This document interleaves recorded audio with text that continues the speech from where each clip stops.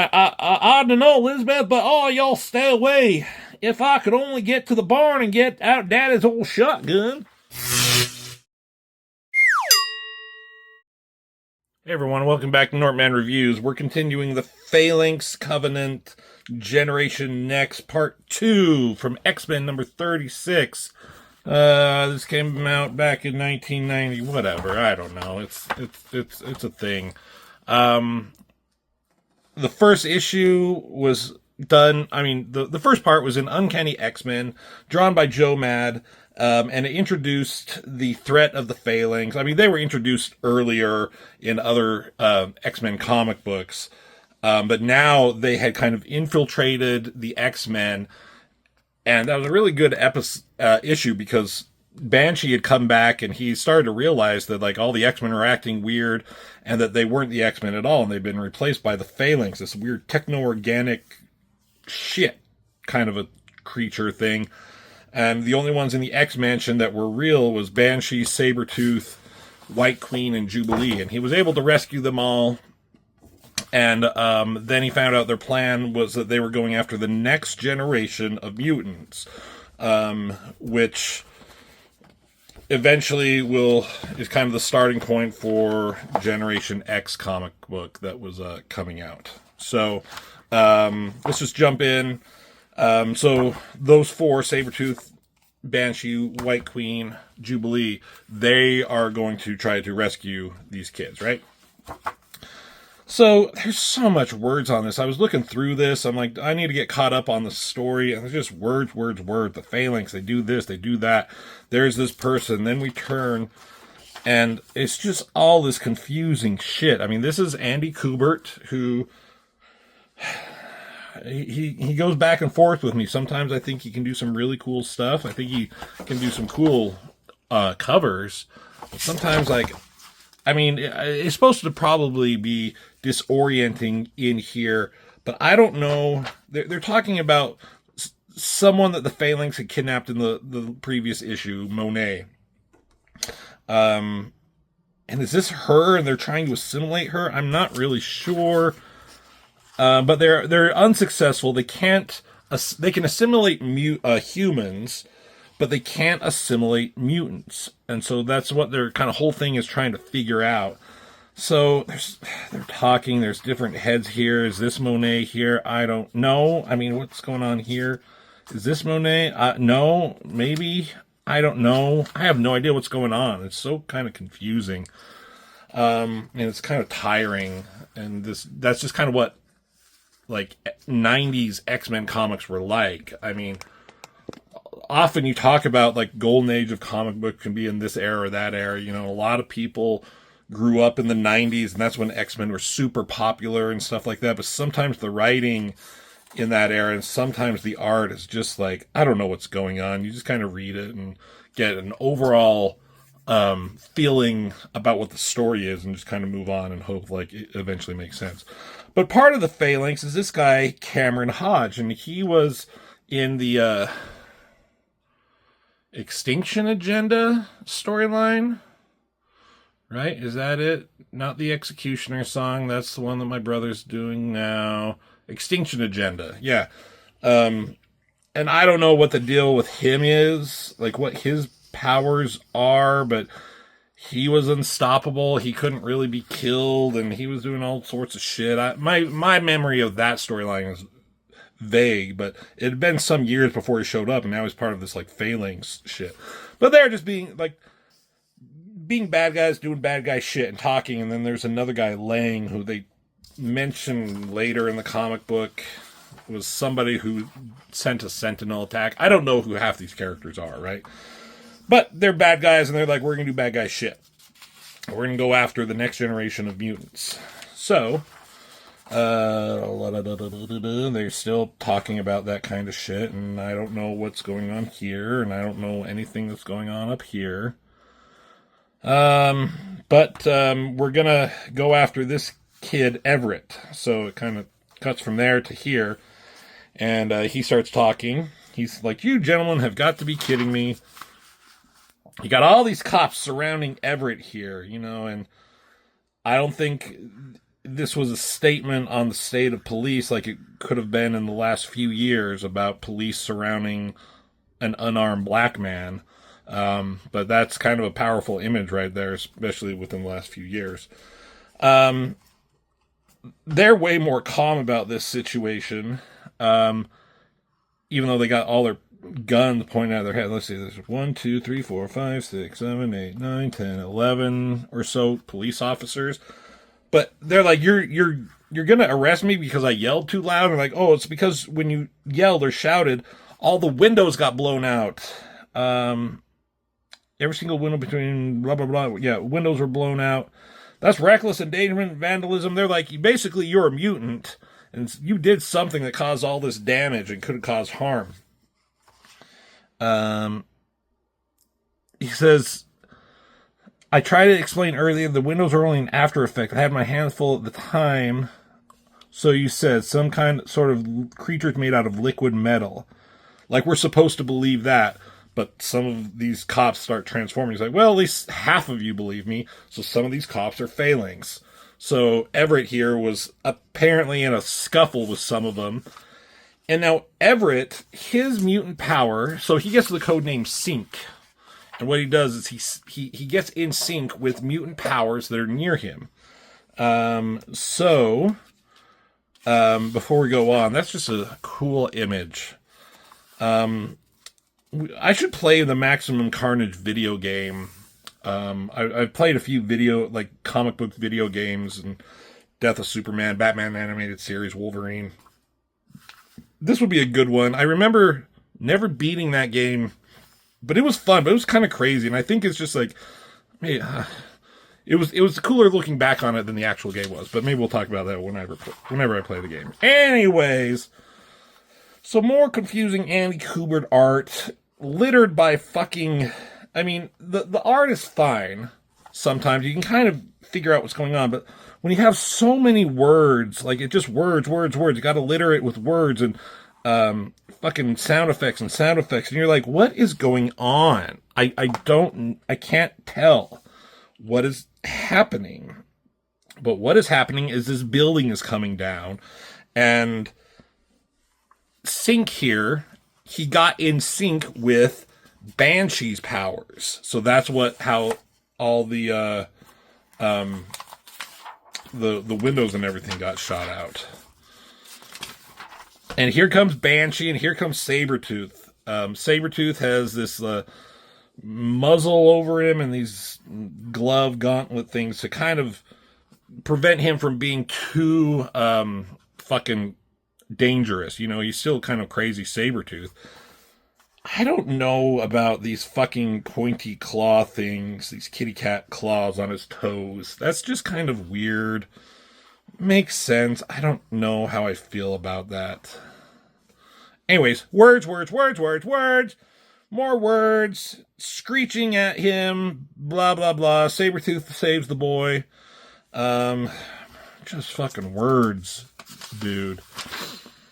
That is a cool image. I do like that, where he's just obliterating them. Now, the Phalanx have the ability to adapt. They're a lot like the Borg from Star Trek. They can, like, once they are hit by any kind of weapon or power or ability, they can adapt to it and come up with a defense where it doesn't hurt them. I mean, I don't know how much that is going to do against fucking Sabretooth's claws.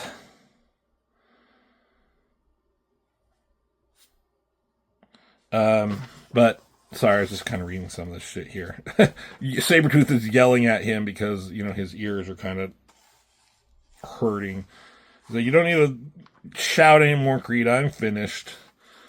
But, yeah, Sabretooth's like, oh, you have a little bit of a dark side. And, yeah. Words, more words. Jubilee and White Queen are over here. They're talking. They're like, okay, they got the boy. More words. Talk. And none of the humans around are noticing them. And White Queen's like, yeah, I've kind of masked their thoughts from me, or like use her powers to hide them. Now, this picture of White Queen. I remember like thinking that was kind of cool when I was a young lad, seeing it for the first time, but it's kind of cool the way she's twisted and her hair is flowing, but she's wearing some weird jumpsuit with like black gloves and booty things here, but she's such a tall, elongated person. Now, typically, if you're an artist, to keep a human body in proportion to itself so it doesn't make them look too lanky, unless that's something you're like trying to go for in a Mr. Fantastic way, the top of the head to the bottom of the crotch should usually be about the same length as the legs, right? So if we measure that out, that goes about here. So her legs should honestly be stopping there. So she just has these fucking tall, long legs, and these feet. That's such a Jim Lee foot right there, right? Where it's, I don't know who else did this, but it's just comes to really long and to a point, and it just looks weird, and it's definitely a style. I don't know how much people, including Jim Lee, probably Andy Kubert, probably don't draw like that now. But you got to give them credit for like the cool backgrounds and in this car and everything. Like they do put a lot of detail. It's very rare that you don't have something there, and even this is just probably for I don't know, artistic choice, for lack of backgrounds there. And that's kind of cool. I like the showcasing of her power and the shadows there. So like the hair is just going crazy everywhere, but that looks cool. I like that. But while they're waiting, she's blowing her bubble gum. There's fucking Phalanx coming up behind her. So here's just a preview and kind of an outline of Bishop. Yeah, this is Bishop's deal here. Oh, that's kind of cool. But, you know, Generation X. Now, side note, when the Generation X comic book comes out, it's Jubilee goes with it. She's part of the team to learn with the new students, and they're being taught by Banshee and White Queen, which is all cool. I always thought it would have been fun to have Sabretooth in that, but without, and maybe that was an idea they had at the time when they were doing this. He is not part of that comic book at all. That would have introduced another fun, dangerous element to that, where he could be kind of a weird Wolverine, but you would have had to drastically change his character from being a psychotic threat that he becomes, or he always has been. I mean, he's helping the X-Men here, but I don't know if he would have worked well in that comic book series, but I always thought it would have been fun to see him. Anyways, maybe he would have just turned into too much of a Wolverine character. So we go to the Guthries. There's Paige Guthrie. This is the family of Cannonball, Sam Guthrie. And the Phalanx are here. They're attacking them, and the mom is there saying, "Stay back." There's kids, and there's this young man, this boy, one of the sons. He's like, I don't know, Elizabeth, but oh, y'all stay away. If I could only get to the barn and get out Daddy's old shotgun. So Paige here is trying to hold on to her mom. They're dragging her away, but then they say here, like, oh, we're not after you. We're after the next generation of mutants. I'm like, oh my God, you're after Paige. So they let go of her. They grab Paige Guthrie, and what the fuck is going on here with the house and this huge face? Does it destroy the house? I guess. I mean, I kind of like this thing, like zipping through the night, if that's how they travel.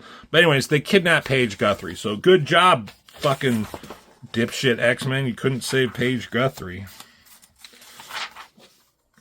So Emma, White Queen, and Jubilee, they're running for their goddamn life. From the Phalanx, and what are they going to do? I mean, Jubilee, throw your fucking fireworks at them. Do something. There's a Hulk video game. I got access to that. Maybe we should play that sometime. I don't know. Let me know. Here comes Sabretooth, and here's Irish. Oh, I forgot to talk like him. St. Patrick's Day is just around the corner, so, you know, we can talk like... Does he have any? Yeah, I'll get to it. But they have here, like, fucking Sabretooth giving exposition. It's like, looks like these clowns can't compensate for Irish's power as long as he changed the frequency of his sonic scream. So that's how they get around that. He can keep using his powers as long as he changes the frequency. Much like the Borg. Whatever. So they come in. They're fighting. White Queen has this idea. Because she knows what his power is. She knows what Jubilee's power is. But they're too young. They don't know how to use them. So she kind of like interacts with their mind and lets loose. And uses Sync to get in touch with Jubilee's powers, I guess. And then there's a big explosion. Detonating the very matter with which these techno-organic beings are composed of on a subatomic level. Good job, White Queen and everybody involved, I guess. Right?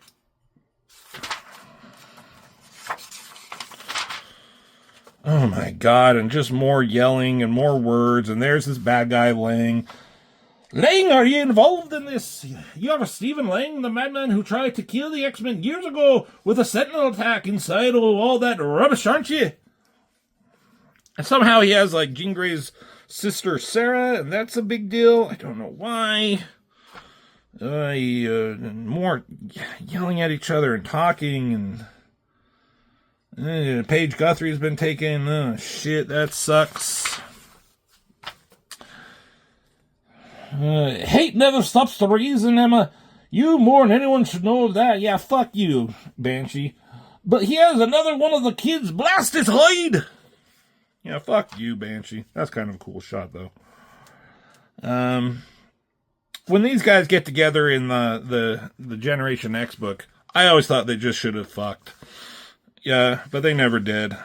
But they should have. Anyways, while that shit was going on, good lord, the Wraith detonator, saints preserve us if it was damaged during the fight with the Phalanx. He knew it, blast him, he did it!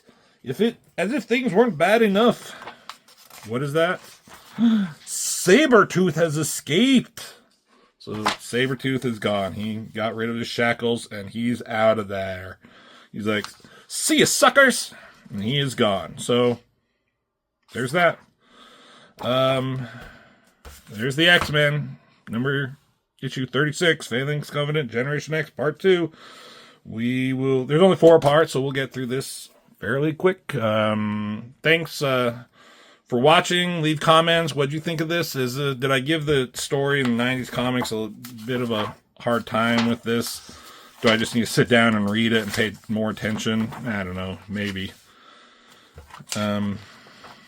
Anyways, Generation X. Well, X-Men. It is what it is. I'll see you in the next video.